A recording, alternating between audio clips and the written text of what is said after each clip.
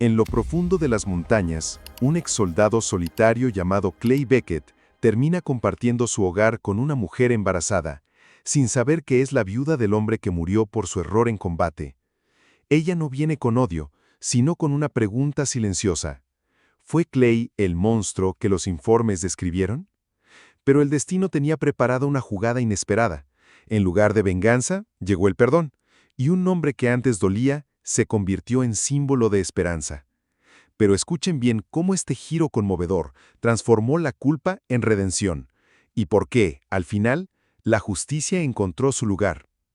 En un rincón remoto de los Apalaches, donde las montañas se alzaban como gigantes silenciosos y la niebla de la mañana cubría los valles como un viejo suspiro, vivía un hombre que había hecho de la soledad su único refugio. Su nombre era Clay Beckett, y no era simplemente un hombre del bosque. Era una sombra que se deslizaba entre los pinos, alguien que había dejado atrás el ruido del mundo para encontrar algo parecido a la paz. Antes había sido rastreador en el ejército. Sabía leer el terreno como un libro abierto, seguir huellas en la tierra helada o detectar una presencia humana por el crujido de una rama. Pero esos días habían quedado atrás, sellados como cartas que ya nadie abre. Después de su última misión, Clay había desaparecido voluntariamente. Se compró una vieja cabaña al borde de un arroyo escondido, la restauró con sus propias manos y aprendió a vivir con lo mínimo. No hablaba con casi nadie. Solo bajaba al pueblo de Elkins una vez al mes para comprar provisiones, y aún entonces evitaba las miradas. Respondía con monosílabos y desaparecía antes de que alguien pudiera preguntarle algo personal. Los pocos que lo conocían lo llamaban el guardabosques callado. Algunos pensaban que tenía problemas de carácter, otros que arrastraba un pasado demasiado pesado para compartirlo. La verdad era más compleja. Clay tenía heridas que no se veían a simple vista. No usaba bastón, no se quejaba, pero cada noche sus recuerdos le pesaban más que cualquier mochila militar. Dormía poco, comía mal. Había olvidado cómo se reía. La primavera, sin embargo, trajo más que brisa templada y olor a tierra nueva.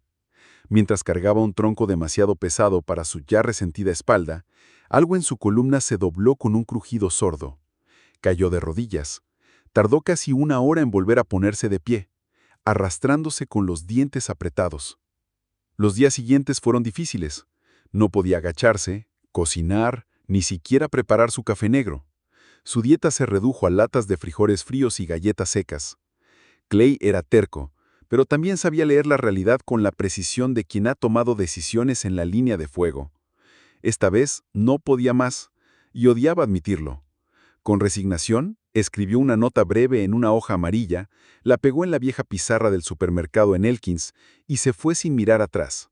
Se busca ama de casa con habilidades de cocina, preferentemente sin hijos, trabajo con alojamiento. Buena paga.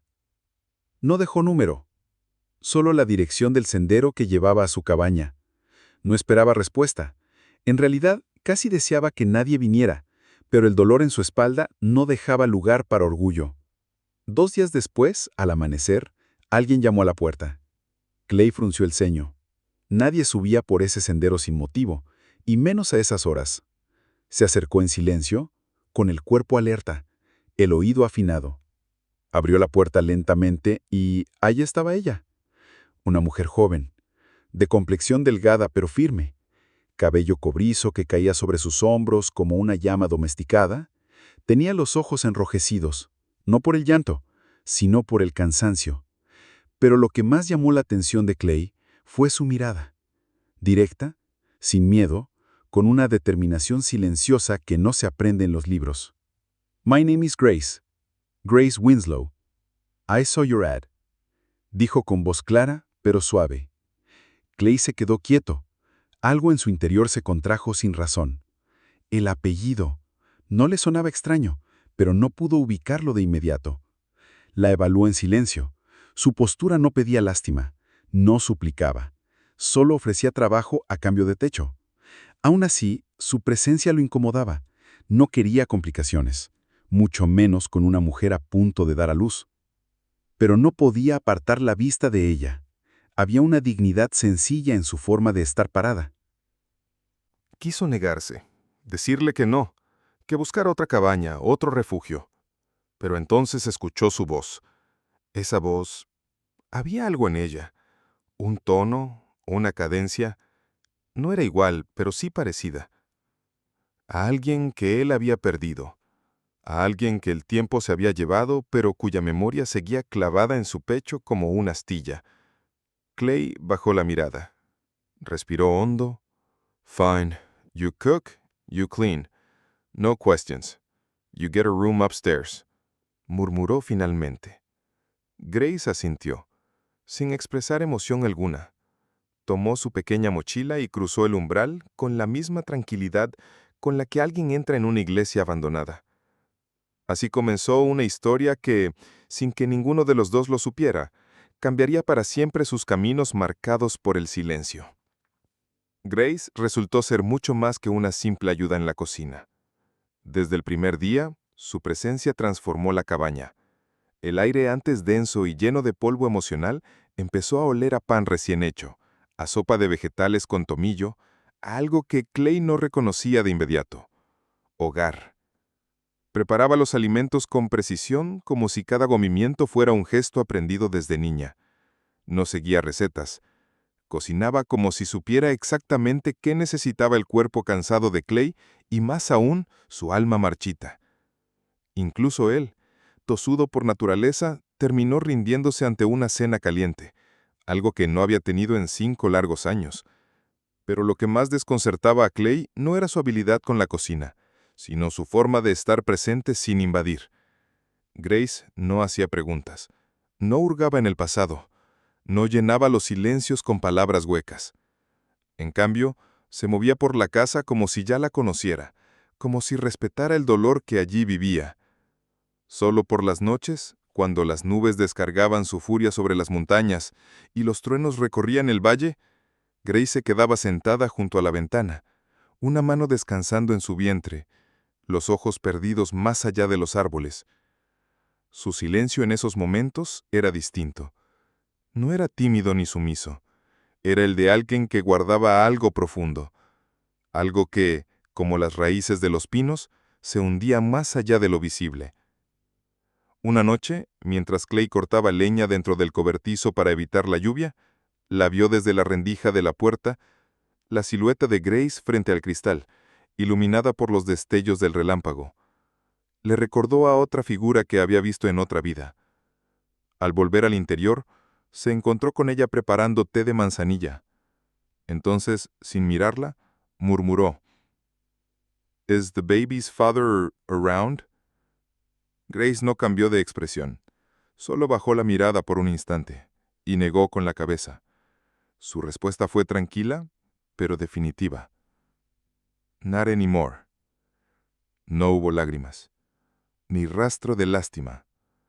Solo una fuerza serena, de esas que no se aprenden, que solo nacen del dolor superado con dignidad. Los sonidos del bosque no lo reconfortaban. Por primera vez en años, Clay Beckett sentía que no estaba solo, y que tal vez esa soledad protegía más de lo que había imaginado. Todo cambió una mañana gris, justo cuando el cielo parecía pesar más de lo habitual y el viento soplaba con una inquietud extraña, como si presintiera lo que estaba por revelarse. Clay estaba acomodando unas herramientas en el aparador junto a la chimenea cuando, al agacharse, algo cayó de su bolsillo interior sin que se diera cuenta. Fue un leve sonido, un roce metálico contra la madera, casi imperceptible, pero en una cabaña donde el silencio reinaba como un viejo guardián, ese sonido fue suficiente para romper el aire denso de costumbre. Al volverse, Clay vio lo que había caído, una insignia militar, desgastada por el tiempo, con las letras apenas visibles y los bordes deshilachados. Era todo lo que quedaba de su antiguo escuadrón, su última misión. La recogió con un gesto automático, pero no tuvo tiempo de guardarla. Detrás de él, como surgida de la bruma, se oyó una respiración entrecortada. Clay giró lentamente. Grace estaba de pie en la entrada de la sala, inmóvil como una estatua, con los ojos clavados en la insignia. Su rostro había perdido el color. Las manos, normalmente firmes y serenas, temblaban con una vulnerabilidad que jamás le había visto. En su mirada se cruzaban reconocimiento, dolor y algo aún más profundo, revelación. «Where did you get that?», susurró, con voz trémula, como si las palabras le rasgaran la garganta. Clay entrecerró los ojos.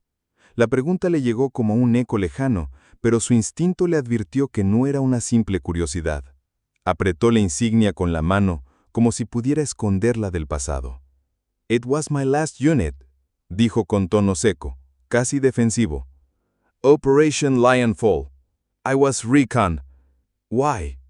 Grace no respondió de inmediato. Caminó hasta el sofá más cercano y se dejó caer con cuidado, como si el peso de algo invisible la empujara hacia abajo. No lo miraba directamente, pero tampoco evitaba su presencia. Cuando por fin habló, su voz era apenas un suspiro. «My husband was killed in that op. Sergeant Nathan Winslow».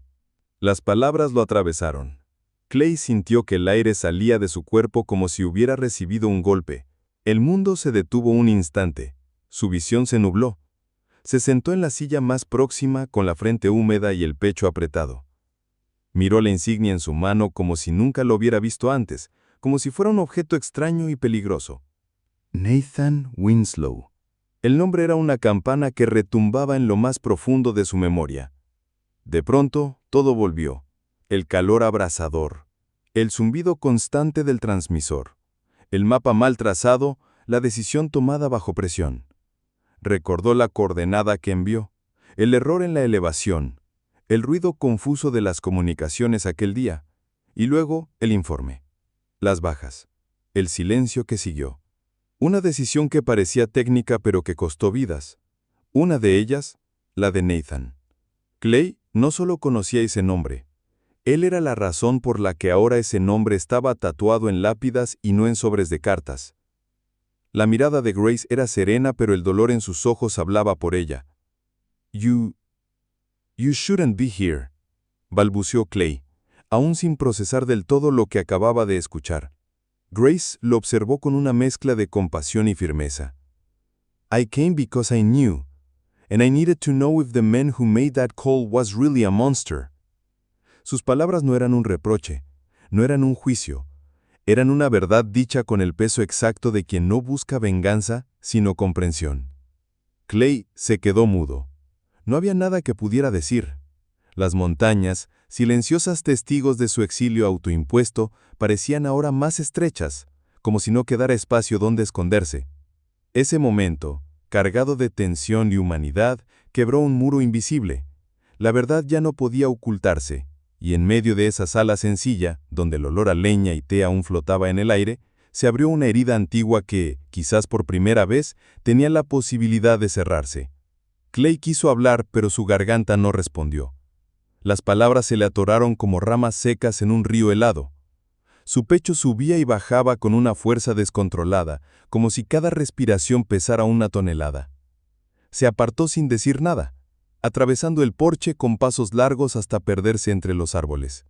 Las nubes empezaban a acumularse sobre las montañas y un viento gélido se levantaba desde el este, empujando el pasado sobre sus hombros como una capa pesada.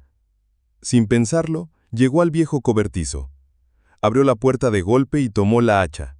No por necesidad, no para prepararse para el invierno, sino por rabia, por culpa, por el dolor que llevaba años enterrado y que ahora palpitaba en carne viva. Cada vez que el filo del hacha bajaba sobre los troncos, una emoción distinta se desataba. En un golpe, la ira. En el siguiente, la vergüenza. Luego vino el miedo, como un eco que retumbaba dentro de su pecho. Clay no era un monstruo. Lo sabía. Nunca quiso hacer daño. Pero había cometido un error. Uno que no podía deshacer, ni siquiera con 1000 actos de bondad. Un error que selló el destino de un hombre. ¿Y ahora? La esposa de ese hombre, una mujer que debería odiarlo con todo su ser, estaba durmiendo bajo su techo, preparando su comida, trayendo una nueva vida al mundo. Una vida que crecería sin conocer al padre. Un día bajó al sótano. Allí, entre cajas olvidadas y polvo acumulado por los años, Encontró la cuna. Era de madera de nogal, maciza, con un grabado en la cabecera que él mismo había tallado tiempo atrás, en días que hoy parecían de otra vida. La sacó sin decir palabra. Subió las escaleras con esfuerzo. La limpió con un trapo húmedo y la colocó junto a la ventana, justo donde la luz de la mañana entraba en líneas doradas. Se quedó de pie, observándola como quien mira algo sagrado, algo que duele y a la vez consuela. Con voz baja, casi para sí mismo, murmuró: "The baby's gonna need it". No levantó la vista. No esperaba respuesta, pero Grace se acercó en silencio, apoyó su mano sobre su hombro con una delicadeza que no buscaba consolar, sino estar. Ese gesto, simple y profundo, dijo más que 1000 palabras. "You don't know me anything, Clay", dijo ella con suavidad. Él apretó los labios, contuvo el nudo en la garganta y respondió sin dudar: "I owe you everything". No lo dijo con dramatismo, lo dijo con verdad, con la certeza de alguien que había vivido con una culpa que parecía no tener fin y que ahora, por primera vez, encontraba una rendija de luz. Desde ese día las cosas no volvieron a ser como antes, no porque el dolor desapareciera, sino porque había sido reconocido, compartido, transformado. En la cabaña ya no quedaban muros invisibles hechos de remordimiento. Tampoco había miedo. Solo quedaba un hombre que cometió un error y una mujer que tuvo el coraje de no dejarse consumir por el rencor. 2 meses más tarde, cuando el invierno comenzaba a rendirse ante los primeros brotes verdes, nació el niño. El parto fue sencillo, pero cargado de emoción contenida. Clay estuvo allí, junto a Grace, sosteniéndole la mano sin soltarla ni un segundo, y cuando el pequeño lloró por primera vez, todo el bosque pareció guardar silencio para escuchar ese sonido. Lo llamaron Nate Clay Winslow. Al sostenerlo en brazos, Clay entendió algo que nunca antes había podido aceptar. El perdón no siempre llega como una confesión dramática ni como un castigo cumplido. A veces se manifiesta en lo cotidiano, en el vapor del café al amanecer, en una silla reparada con paciencia, en una cuna desempolvada y, sobre todo, en un nombre que alguna vez trajo dolor y que ahora significaba esperanza. El viejo montañés, que tantos años había vivido en la sombra de su error, descubrió que la redención no siempre se grita, a veces llega en forma de susurro, de pan horneado por la mañana, de pasos pequeños sobre una alfombra tejida a mano. Y en esa cabaña, donde antes solo habitaba el silencio, ahora vivían 3 corazones latiendo al mismo ritmo.